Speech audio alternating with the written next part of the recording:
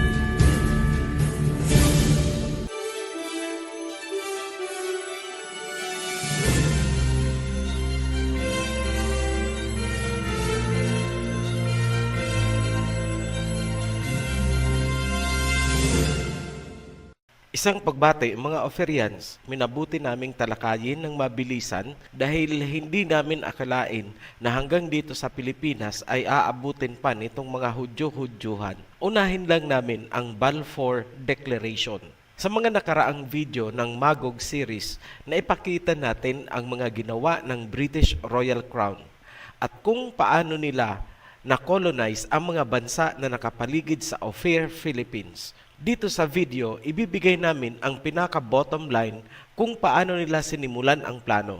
Actually, malalim ito pero hindi na namin ilalagay ang mga pinaka-detalye. Importante, alam nyo na ang direksyon. Muli naming ipinapayo na unahin ang World Territory Series kung hindi pa napapanood ang simula upang maunawaan itong video. Balik tanaw lang tayo sa nakaraang video na ipakita na namin kung anong papel ang ginampanan ng pamahalaang Pilipinas sa tuluyang pagkawala ng lupain ni Jacob sa Shemite Territory. Pilipinas ang nag-iisang bansa sa Asia or Shemite Territory na pumabor kung kaya nakuha ng mga Hudyo-Hudyuhan ang Israel. Sabagay, nakasulat naman sa prophecy, Luke 21:24. Jerusalem will be trampled on by the Gentiles until the times of the Gentiles are fulfilled. Kaya lang nakakalungkot pa rin na sa dinami-dami ng bansa, Pilipinas pa ang nakikuyog. Sa biblical times, ang mahigpit na kalaban ng Israel ni Jacob mula nung lumabas sila sa Egypt ay ang mga Canaanites. Ito ang lahi na pinagmula ni Queen Jezebel na nakalaban din ni Prophet Elijah. In modern written history, napalitan ang pangalang Canaanites. Tinawag silang Phoenicians ng mga Greeks at iyon na ang kinasanayan. So tandaan natin, ang Canaanites at Phoenicians ay iisa lamang. Ayon sa Genesis, ang ibang Canaanites ay napunta sa abroad at napag-alaman natin through history na sila ang nagtatag ng bansang Gadir or Spain sa Europe. Kung idudugtong natin ang history ng ating bansa, ang mga Kastila na sumakop sa atin ay mga Canaanites sapagkat sila ay galing sa Gadir or Spain. Malaki ang posibilidad na maraming Pilipino ang nalahian ng mga Canaanites. Sa video na ito, ipapakita namin kung paanong nakuha ng mga Hudyo-Hudyuhan ang lupain ni Jacob Israel gamit ang relihiyong Judaism. Ang Judaism ay ginaya lamang ng mga Gentiles mula sa Jacob Israel. Peke, gamit ang Judaism bilang identity, inangkin ng mga Europeans ang lupain ni Jacob Israel. Ito ay resulta ng isang plano na inihayag sa pamamagitan ng Balfour Declaration. So ano itong Balfour Declaration? Basahin ko muna sa English at isasalin natin sa Tagalog. The Balfour Declaration was a public statement issued by the British government in 1917 during the First World War announcing support for the establishment of a national home for the Jewish people in Palestine, then an Ottoman region with a small minority Jewish population. The declaration was contained in a letter dated 2 November 1917 from the United Kingdom's Foreign Secretary Arthur Balfour to Lord Roth. The text of the declaration was published in the press on 9 November 1917.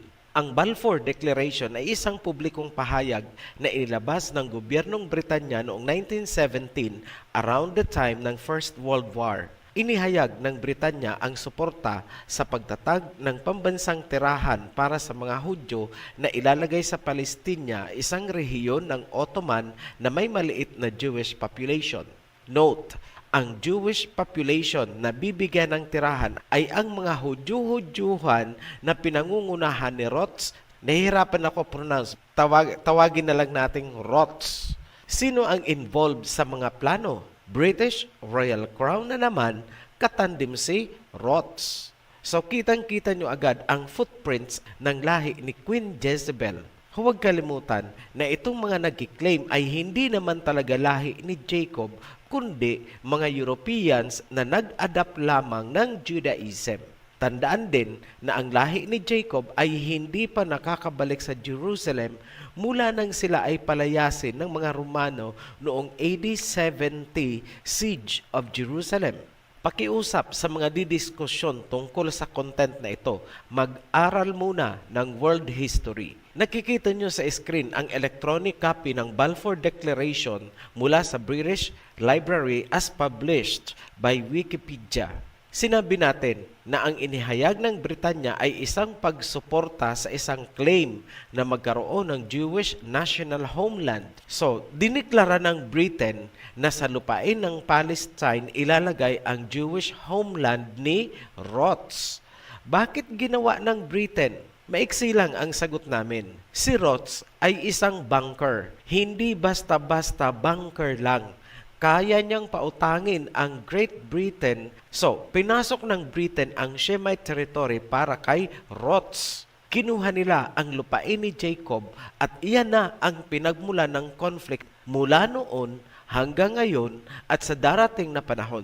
So, ang bottom line ng kaguluhan sa Shemite territory ay kagagawa ng lahi ni Gog and Magog at Queen Jezebel.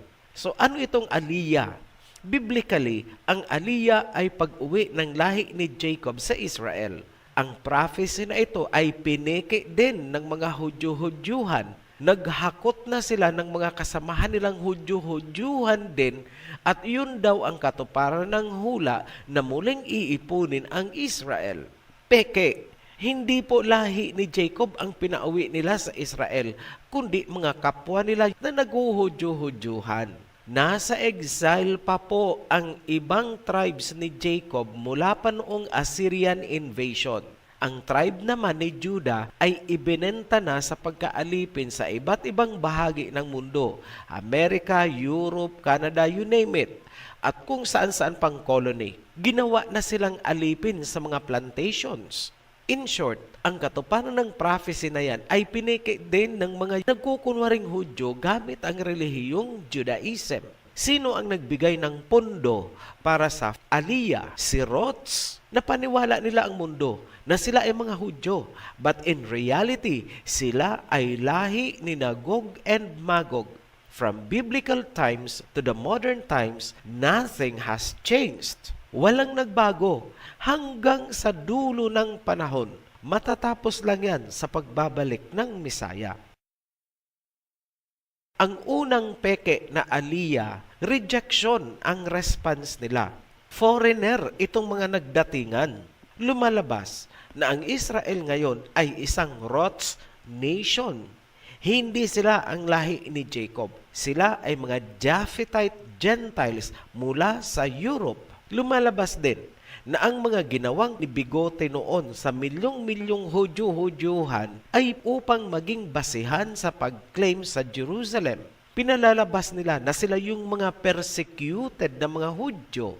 No, hindi nila na-fulfill ang prophecy.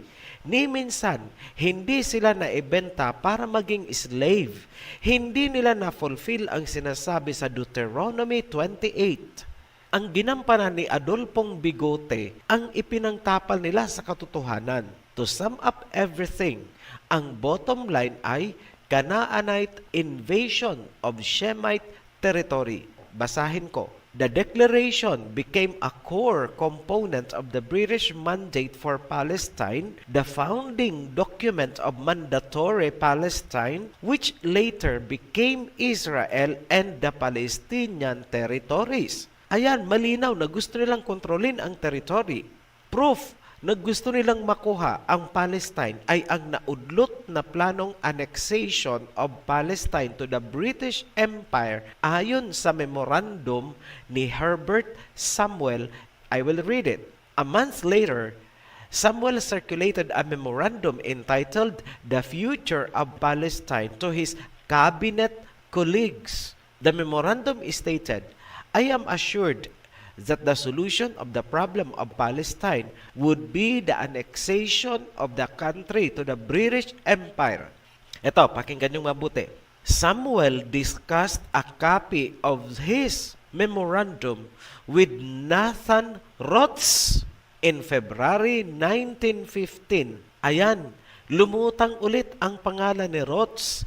Ngayon, klaruhin lang natin, sino ba itong mga Rhodes na ito? Yan po ang angkan ng mga bankers mula pa sa sinaunang panahon sa pagsisimula ng banking system. Sila ang isa sa pinakamayamang tao sa Europe kung hindi man sa buong mundo.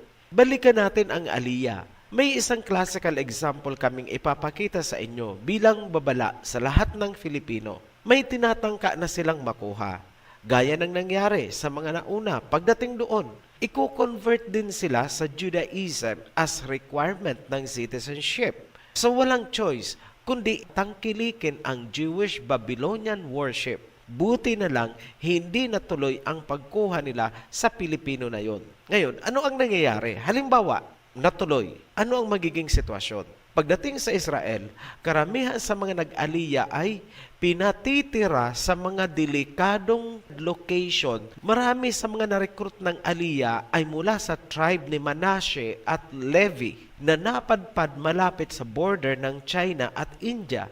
Na-discover itong population dahil sa kanilang mga ancient traditions tulad ng pagtutuli sa ikawalong araw pagkasilang. Dahil sa pagiging isolated ng kanilang napuntahan, hindi pa rin totally nawala ang sinaunang kultura na nagpasalin-salin from generation to generation. Kung titingnan mo sila, para silang mga ifugaw ang itsura, yung profile ng mukha. At kung ihahalo mo sa atin, ay aakalain mong mga Filipino o Syrians din. Buong akala ng tribo, ang nangyayaring pagpapauwi sa kanila ay katuparan na ng sinulat ng mga propeta na muli silang iipunin sa Israel. Hindi kasi nila naunawaan ang nakasulat na ang hahakot sa kanila ay ang Misaya. Hindi itong mga nagkukunwaring Hudyo. Sana nagtaka sila bakit iba ang kulay ng mga sumusundo sa kanila at obviously hindi nila kalahi. With these screenshots, iiwanan namin sa inyo upang makilala ang ibang nawawalang tribo ni Jacob na ngayon ay nakuha na ng mga Hudyo-Hudyuhan. Titigan nyo mabuti ang itsura nila at ikumpara nyo sa tipikal na Filipino o Syrian. Kaya namin inilabas itong topic. Alam namin ang kanilang pinaplano. Nire-recruit nila paunti-unti ang mga tunay na Shemites upang maging depensa nila laban sa mga Shemites. Pinagsasabong nila ang mga Shemites na hindi nagkakaalaman na sila pala ay pare-parehong mga Shemites. Nilagay namin ang mga links sa description kung nais nyong panoorin ang kabuuan ng mga documentary. Mga Ophirians, lalo na kayong mga nag-aaral ng Hebrew at kayong mga sumunod sa Judaism, huwag sasama. Tandaan ninyo yung sinabi ko. Kakalabanin ninyo balang araw ay kapwa ninyo Shemite. Sa ating mga new subscribers, welcome to the channel. Sa mga newly baptized, welcome to the house of Elohim. At para sa lahat, general viewers, be blessed. Shalom. Maraming salamat po sa inyong panonood at pakikinig ng mensahe. At kung kayo po ay may mga katanungan, paki-click po ang link sa ibaba at paki-like and share na rin po. Maraming salamat.